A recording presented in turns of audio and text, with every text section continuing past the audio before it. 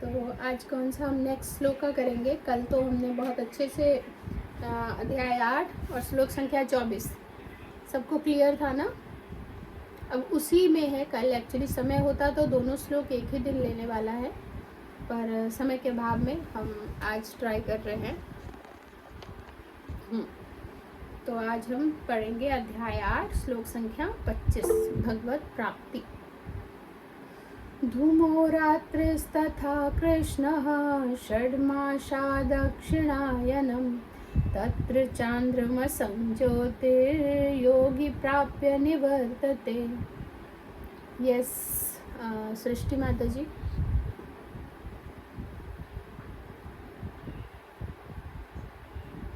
हरे कृष्ण माता जी। धुआं रात्रि रात तथा और कृष्ण कृष्ण पक्ष षटमासा 6 मास की अवधि दक्षिण आयनम जब सूर्य दक्षिण दिशा में रहता है तत्र वहाँ चांद्रमसम चंद्रलोक को ज्योति प्रकाश योगी योगी प्राप्त करके निर्वतते वापस आता है। धन्यवाद। तो अब हम इसका आगे क्या है कि जो योगी धुएं रात्रि कृष्ण पक्ष एक मिनट रुक जाइए, सॉरी। तो जो योगी धुएं रात्रि कृष्ण पक्ष में या सूर्य के दक्षिणायन में रहने के 6 महीनों में दिवंगत होता है वह चंद्रलोक को जाता है, किंतु वहां से पुनः पृथ्वी पर चला आता है। कल हम समझ रहे थे ना कि पहले कल हमने कौन से थे, कल उत्तरायण का चर्चा था, है ना। उत्तरायण में जाते हैं। आज है दक्षिणायन कि अगर योगी है वो भी ब्रह्मविद, जो हम कल चर्चा कर रहे थे, ब्रह्मविद योगी वो भी है। और वो योगी अगर देश काल समय सब अनुकूल है, अब उन्होंने शरीर छोड़ा तो वो कहाँ जाएंगे, ब्रह्मलोक तक पहुंचेंगे, है ना। कल हम देख रहे थे, और जहां से वो वापस नहीं आएंगे। अब वो ही ब्रह्मविद योगी हैं, लेकिन देश काल समय का हेर फेर हो गया, जो हम समझेंगे कि क्या है।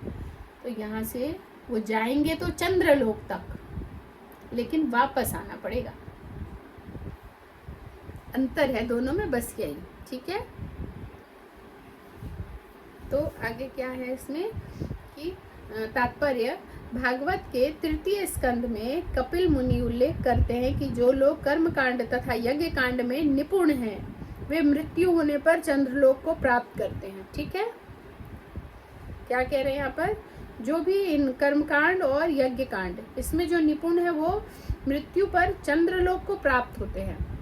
चंद्रलोक क्या है, हम साइंटिस्ट आजकल कह देते हैं कि चंद्रमा में जीव ही नहीं है, लेकिन ऐसा नहीं है। इसमें यही बता रहे हैं कि वो चंद्रलोक को प्राप्त होते हैं, यानी कि वहां भी जीव रहते हैं। प्रूफ हो गया। तो चंद्र और चंद्रमा सूर्य से भी ऊपर है, तो कैसे पहुंचा जा सकता है। अभी तक तो खैर ये चर्चित विषय नहीं है, हम इस पर बहुत ज़्यादा चर्चा नहीं करेंगे, नहीं तो कंट्रोवर्सी हो जाएगा।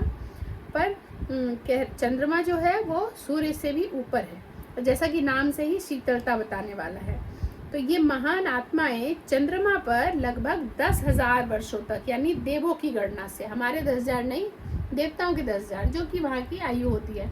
जैसे कल हमने क्या सुना था, लास्टली वो जाएंगे फाइनल डेस्टिनेशन ब्रह्मा के लोक तक, और ब्रह्मा की आयु जो कि 12 घंटे के बाद जब उनका नैमित्तिक प्रलय होता है 4 लाख कितना, कौन बताएगा। 4 अरब 32 करोड़।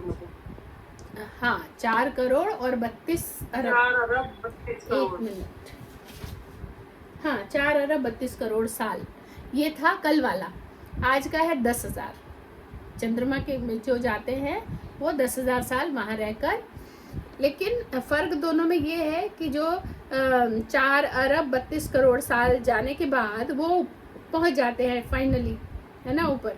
लेकिन ये 10,000 साल वहाँ पर खूब आराम से रहते हैं, सोमरस का पान करते हैं, अमृत का पान करते हैं, फुल मज़े में रहते हैं, फिर नीचे आ जाते हैं। तो यहाँ पर कैसे नीचे आने की इनकी प्रक्रिया कैसी है वापस जैसे जैसे गए थे, जैसे चंद्रमा तक पहुंचे, चंद्रमा से फिर नीचे कैसे आएंगे, वो आकाश में आएंगे। जब उनका टाइम पूरा हो गया फिर नीचे कैसे आते हैं पृथ्वी पर, आकाश में आ गए। आकाश में आने के बाद वो वायु, ठीक है, और वायु से वो पुनः बादल में जाएंगे। बादल में जब बारिश होती है तो वो बारिश नीचे आकर आत्माएं अन्न बन जाती हैं, और अन्न फिर जैसे जैसे पेट में जाता है वो फिर निकलता है तो वो पुरुष या स्त्री, ऐसे उनका वापस आना होता है। ये रास्ता है उनका वापस आने का।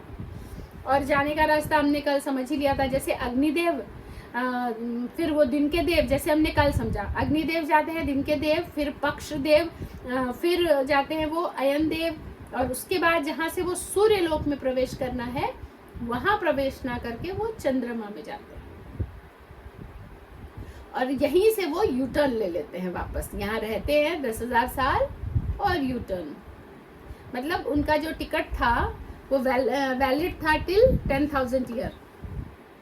यहाँ मजे करो आप, और मजे करने के बाद अब आप नीचे दोबारा से आ जाओ। तो आगे समझते हैं हम।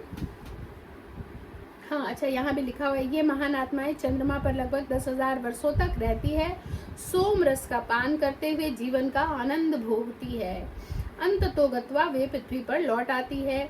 इसका अर्थ यह हुआ कि चंद्रमा में उच्च श्रेणी के प्राणी रहते हैं, भले ही हम अपनी स्थूल इंद्रियों से उन्हें देख ना सकें, है ना। तो हम देख नहीं पाएंगे, लेकिन क्लियर है कि वहाँ रहते हैं। यस दीप्ति मैया। हरे कृष्णा माता जी, सादर दंडवत प्रणाम। सभी भक्तों को सादर दंडवत प्रणाम। माता जी, आपने ये कहा कि चंद्रमा सूर्य से भी ऊपर है, तो कैसे पहुंचा जा सकता है, जबकि हमने साइंस में पढ़ा था कि इसीलिए गोलाकृति है जो ब्रह्म मुहूर्त में सूर्य बन जाती है और गोधूली बेला के समय चंद्रमा बन जाती है। जी माता जी। ये बिल्कुल अलग है, ऐसा संभव ही नहीं है। इसीलिए मैं इस कॉन्ट्राडिक्टरी से बचने के लिए ही ये टॉपिक को छेड़ा नहीं, जाने लगी वापस आ गई क्योंकि प्रभुपाद ने जब कहा तब उन पे भी लाइक विरोध आया, या उनके एक शिष्य ने उनको छोड़कर भी चले गए। तो ये साइंस तो वहां तक पहुंचा ही नहीं। अब थोड़ी देर के लिए मैं साइंस की बुराई नहीं कर रही। साइंस ने ये लाइट बनाया, ठीक है, लेकिन क्या इससे पहले लाइट नहीं थी? साइंस ने खोज किया उसका, है ना। साइंस ने मोबाइल बनाई, और मोबाइल से देखो, मैं आप लोग सब कहीं कहीं हो, कोई तार है क्या यहाँ से वहाँ तार गई है? कुछ नहीं है, सब कनेक्टेड है। उसने वो शक्ति पहचानी आकाश की। इसका क्या मतलब? उसने बनाई नहीं थी, उसने पहचानी। साइंस ने एरोप्लेन बनाई, तो क्या मतलब पहले विमान उड़ते नहीं थे? उड़ते थे, साइंस ने पता किया। तो लेकिन हर चीज साइंस सही पता कर ले ये जरूरी नहीं है ना, जरूरी नहीं, क्या नामुमकिन है। भगवान की चीजें साइंस कहाँ से पता करेगा? एक एक खोज को करने में वो मिलियन बिलियन पैसे उड़ा देता है हमारे पब्लिक के। खोज फिर क्या होता है? वही चीज जो पहले से थी उसको वो बता देता है, हाँ ये है। जल कैसे बना? साइंस ने हमें फॉर्मूला दिया, H2O। तो क्या ये फॉर्मूला क्या है? क्या उसने बनाया साइंस ने? पहले से है। समुंदर के समुंदर, कंटेनर के कंटेनर जल भरे हुए हैं। वो जल अगर साइंस बनाने लग जाए अगर फॉर्मूला से, तो बहुत महंगा पड़ता है। जबकि उसने सब कुछ है पहले से, वो बस खोज करके हमें बता रहा है। तो इसमें हम बहुत नहीं उलझेंगे ना। ये प्राणी वो सही नहीं है जो आपको पता था, ठीक है। और ज़्यादा हम यहाँ पर चर्चा भी नहीं करेंगे क्योंकि हम लाइव जा रहे हैं, तो बहुत सारी कंट्रोवर्सी आ जाएगी, ठीक है। जी माता जी, तो यानी हम फाइनली ये समझे कि अध्यात्म के स्तर पर ब्रह्म मुहूर्त में सूर्य देवता अलग निकलते हैं, गोधूली बेला या संध्या समय के समय चंद्र देवता अलग निकलते हैं, है ना माता जी? दो अलग ग्रह है ही इसमें, तो एक ग्रह का तो हमें कुछ नहीं समझ आया। दो तो है ही, उसमें भी लोगों का कंफ्यूजन और चीजों को लेकर है जो जिस पर हमने चर्चा ही नहीं की। माता जी, साइंस में भी तो बताया है कि सूर्य तारा है और चंद्रमा उपग्रह है, दो अलग अलग है। हाँ, ये तो हमने धन्यवाद। तो ये तो हम पहले से ही जानते थे, इतना तो नहीं, पर और जो डिटेल था जिसकी मैंने चर्चा नहीं की। यह सृष्टि भैया।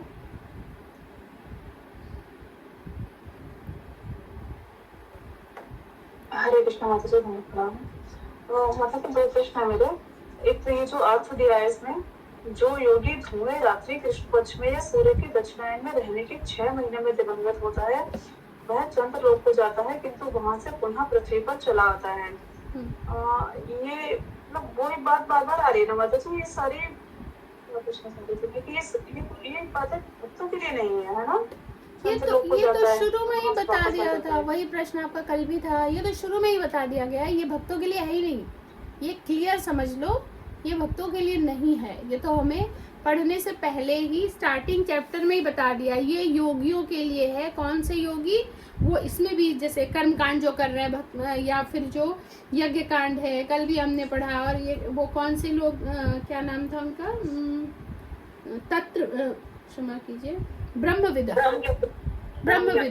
ब्रह्मविदा का है ब्रह्मज्ञानी। ये ब्रह्मज्ञानी लोगों के लिए है, भक्तों के लिए नहीं है। ये क्लियर समझ लेना है आपको, ठीक है।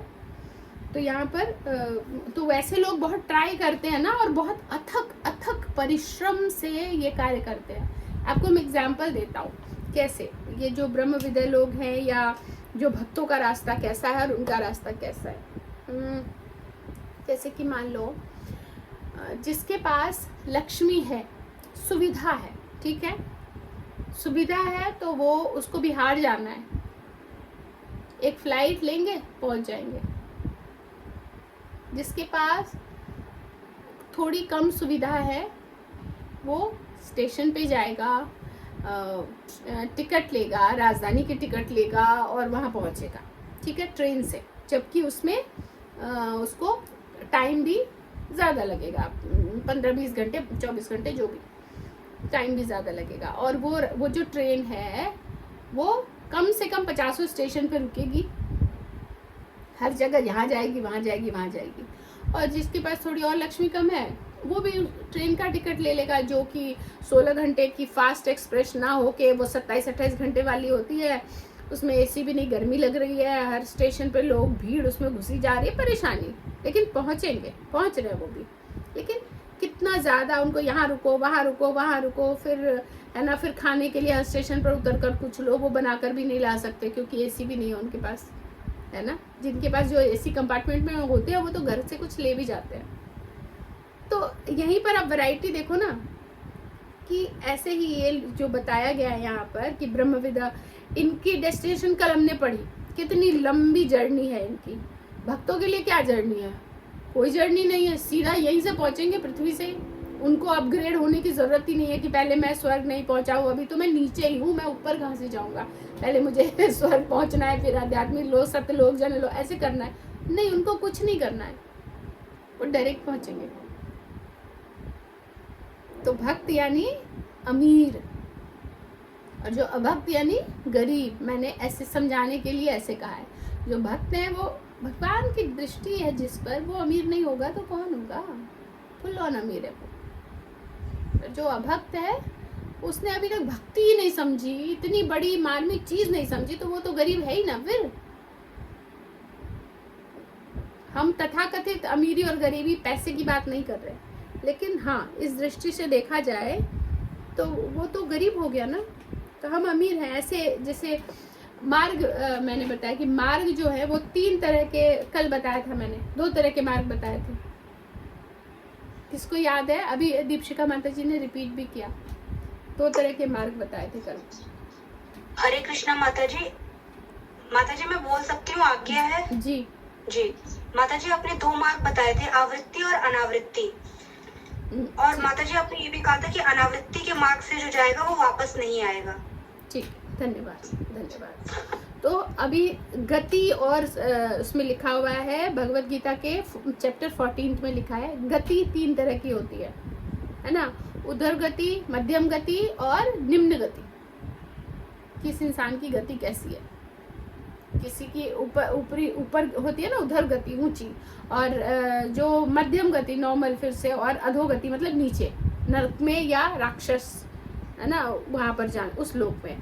तो उधर गति कौन लोग जाते हैं? जो सतोगुणी है। मध्यम गति कौन जाते हैं? जो रजोगुणी है। और निम्न गति कौन जाते हैं? तमोगुणी। और हमें क्या कहा जा रहा है सतोगुण से भी काम नहीं चलेगा, शुद्ध सतोगुण, तभी तो डायरेक्ट पहुंचेंगे। यहीं से काम कर लो ना, यहाँ रहते रहते ही आगे की डेस्टिनेशन लंबी क्यों करनी कि जब होगा तब आगे लटकते हुए जाएंगे। यहाँ पे तुम्हारे पास सारा हेल्प है, लोग है, यही कंप्लीट कर लो। हम जैसे जाते हैं घूमने के लिए कहीं भी, तो ट्रैवलिंग में हम क्या करते हैं कि जितने दिन हमें रहना है, 10 दिन 15 दिन, हम कपड़े लेके जाते हैं कि हमें रास्ते में धोने की ज़रूरत ना पड़े। घर में हाउस हेल्प है, घर में वॉशिंग मशीन है, टाइम है, सुखाने की जगह है, कोई कपड़ा वैसा है तो ड्राई क्लीन कराना है, सब कुछ हो जाता है। कपड़े खोएंगे नहीं, सुविधा है। हम यहीं से करके जाए ना कि रास्ते में सोचेंगे जब पहनना होगा वहाँ धोएंगे, वहाँ नहीं पॉसिबल है। और ये भी हम उसी टाइम में नहीं, वो टाइम भी खाएगा। घूमने की टाइम हम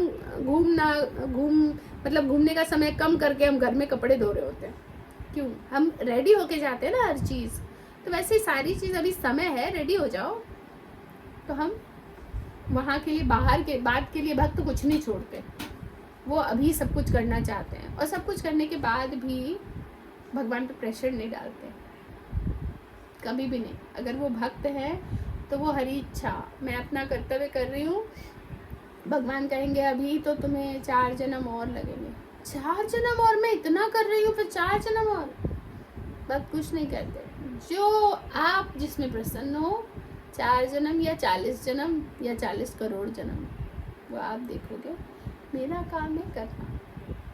हम किसी लोभ से भक्ति नहीं कर रहे, प्रेम से करना है। ठीक है? तो यस, और मतलब जैसे यहाँ पे 10,000 वर्ष दिया हुआ है, आपने बताया वो 4 करोड़ 32 लाख वर्ष, मतलब इस श्लोक में तो कुछ दिया नहीं है, पिछले वाले में ये कहाँ पे दिया था? क्या फिर से प्रश्न पूछे, क्या नहीं दिया? 4 करोड़ 32 लाख वर्ष बताया ना, मतलब ये दिया था वहाँ पर कि ब्रह्मा जी का, वहाँ तो ब्रह्मा की हमने ब्रह्मा की आयु नहीं बताई। ब्रह्मा जी के वहाँ जाकर वहाँ से चले जाते हैं, तो वहाँ पर ब्रह्मा जी का जो नैमित्तिक प्रलय होता है 12 घंटे का, ये उनकी 12 घंटे की आयु है। वहाँ पर हमारे इतने साल होंगे, उनकी होगी 12 घंटे बीतेगी।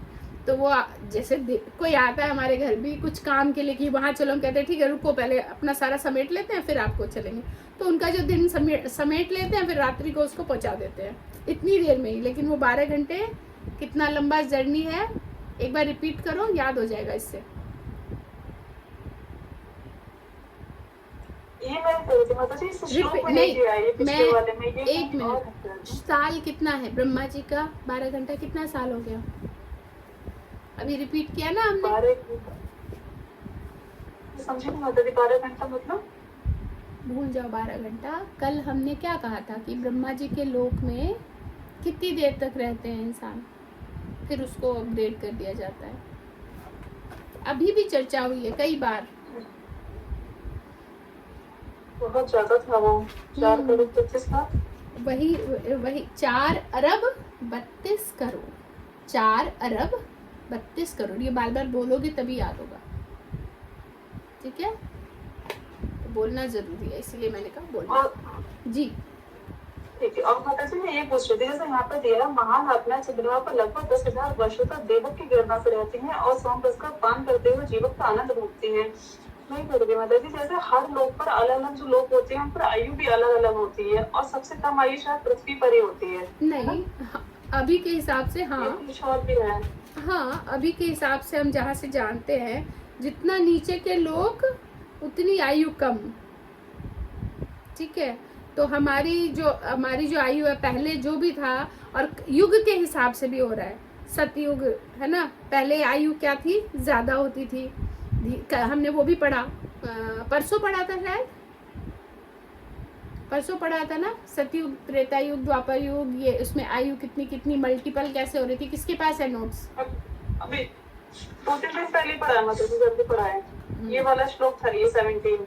हाँ, नोट्स है मीनू माता जी, नोट्स है माता जी। उसमें लोगों की आयु का तो नोट्स नहीं बनवाया था आपने। क्या नोट्स था? मैं बता सकती हूँ, इस श्लोक में से बता दूं? आपके पास है नोट्स? सतयुग की हाँ, नोट्स नहीं है, भगवत गीता में से बता रही हूँ। जी। और सतयुग की आयु दी थी 17,28,000 वर्ष, और उसके बाद दी थी त्रेता युग की आयु आप 12 नहीं मैया लाख मैया 96,000 वर्ष। इसमें द्वापर की आयु दी है 8,64,000। ठीक है, ये नहीं था। तो पर कुछ गड़बड़ लग रहा है मुझे। कहाँ से पढ़ रहे हो आप, कौन सा श्लोक बताइए? 17 श्लोक है माता जी, इसमें सब आयु दी हुई थी। हाँ, एक मिनट।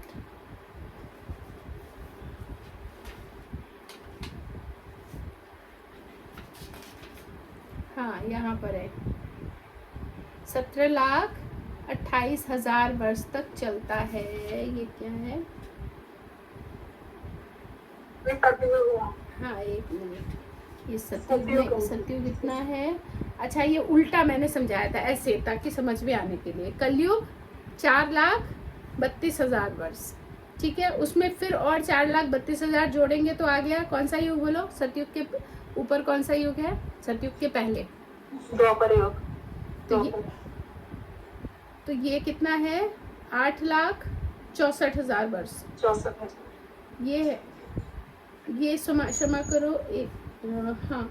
और उसमें और फिर हमने जोड़ा 4,32, तो वो कितना हो गया?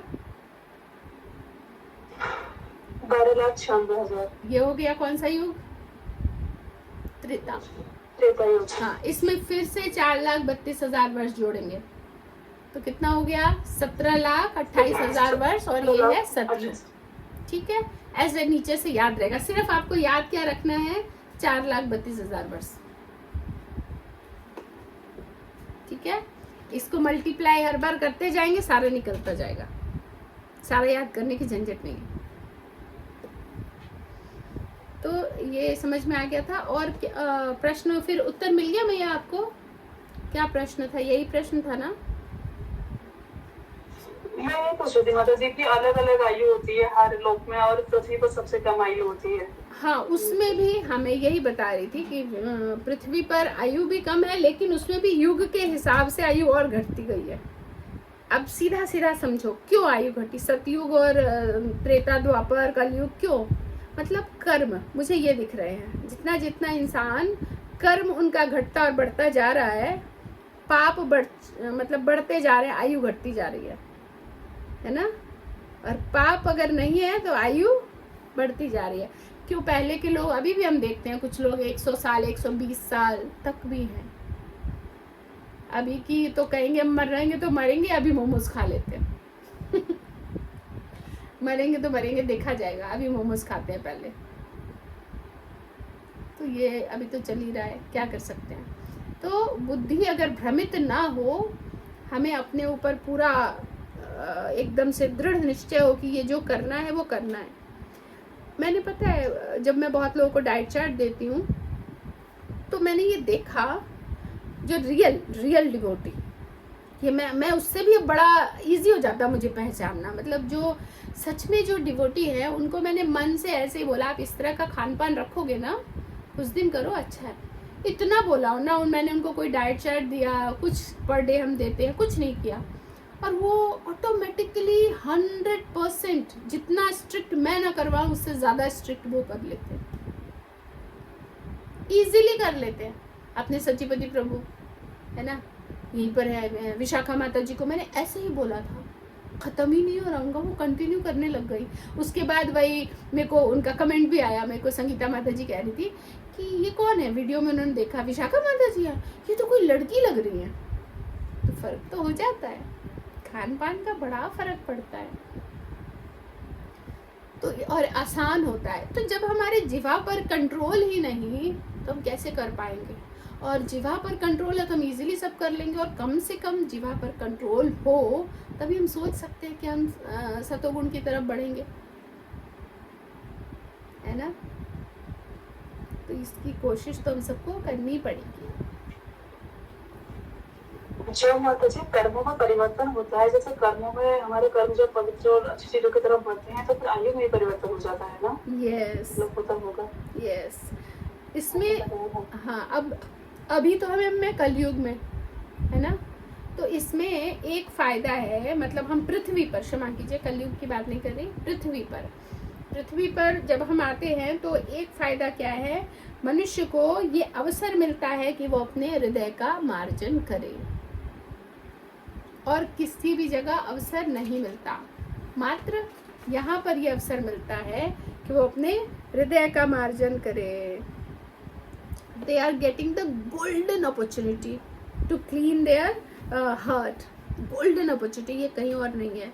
हमें क्या वो करवाया जाता है ना, कौन सा फेस्टिवल है, मार्जन, गुंडीचा मार्जन है ना, तो वो भी इसीलिए कराया जाता है कि हम मंदिर जाएं और सफाई करें, और जितनी सफाई हम मंदिर की करेंगे मन से, वो समझो कि हम अपने हृदय के कोने कोने में हाथ घुसा कर सफाई कर रहे हैं। तो हम सबको इसीलिए गुंडीचा मार्जन जो फेस्टिवल होता है उसमें पार्टिसिपेट करना चाहिए।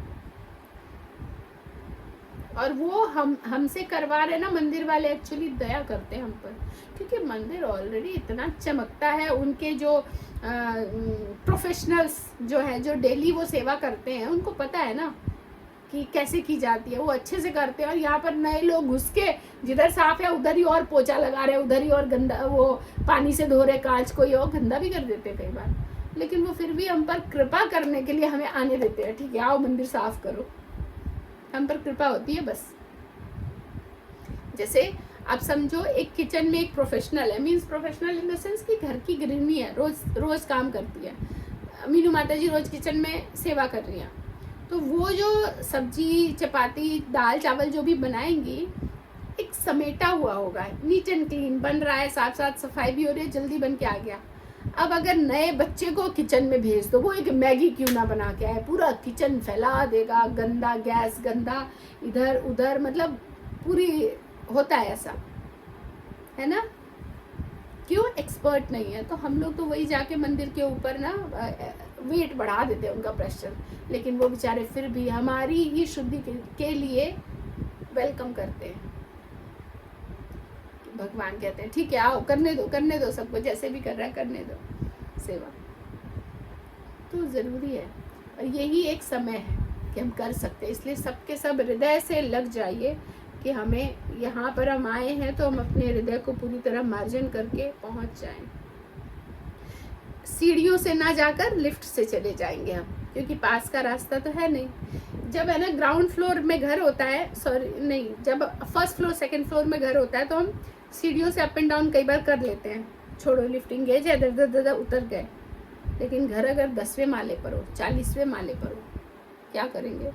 5 मिनट लगेगा लिफ्ट में आने में, कोई बात नहीं, 5 मिनट वेट कर लेंगे, जा नहीं सकते, है ना। जैसे मेरा 3rd पे है तो हम दोनों चीजें देखते हैं कि अच्छा लिफ्ट कोई आ रहा है, नीचे उतर गए, तो कभी कभी चढ़ भी जाते हैं, चढ़ते कम है, उतरने में आसानी होती है, पर क्यों? क्योंकि नीचे है। लेकिन यहाँ पर जो रास्ता बताया गया है, ब्रह्मविदा वो लोग जो जाते हैं, कल हमने पढ़ा कितना लंबा रास्ता, तो सीढ़ियाँ लेते हैं तो पहुंचते जाते हैं। भक्त लिफ्ट लेते हैं तुरंत ऊपर, ठीक है, भक्तों को भगवान ने लिफ्ट दिया हुआ है। तो अपने आप को पहचानिए कि हमें कितनी सुविधा मिली हुई है। तो इस श्लोक में और ऐसा कुछ है जो ना समझ में आया हो? थैंक यू माता जी। बस एक बात बोलूँ माता जी, जैसे घर की हम जब साफ सफाई करते हैं, अपने घर को अच्छा बनाकर रखते हैं, तो ये भी तो इसी श्रेणी में आया ना। भगवान का घर अगर समझते हैं, घर तो हर हाल में, चाहे वो ब्रह्मविदा का है, योगी का है, कुछ भी का है, उनको भी साफ रखना होता है। लेकिन अगर हम समझते हैं भगवान का घर